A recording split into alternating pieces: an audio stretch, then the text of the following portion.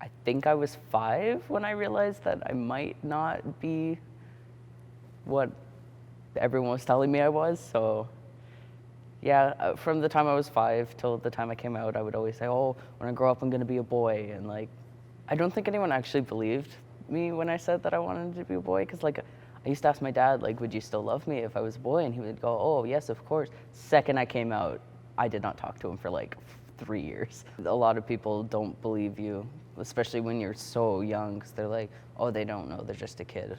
Well, there are people in their 40s and 50s who are transitioning, and it's like, they didn't know they could, and no one took them seriously. So no one's gonna take a 5 or 6 year old seriously when they say like, yeah, like I'm not what you think I am. So it is a lot of lack of information and understanding, because obviously when you're a kid, you don't have the vocabulary and the tools to communicate effectively what you're trying to get across. And when people are just like, oh, it's a phase, like they'll grow out of it, they're just, a kid. Not a lot gets done in that scenario. Coming out was interesting because I think it was the end of grade 10. I got introduced to this web comic because like I started going online a lot, and I met all these great people through it, and a lot of them were gender non-conforming. And so I was like, that's great. Like, I don't have to be a girl. And like for years before that, like I was hyper feminizing to try and make up for that.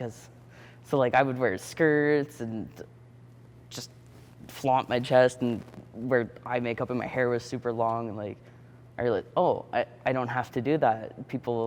There are other people like that, and these people will treat me seriously, like if I tell them this. So for a while, I identified as genderqueer, and then after a few months, like I got my first binder, and I was like, oh my god, like I like that so much. And like I think it was like the first time someone like called me sir, and I was like, oh no, I like that better.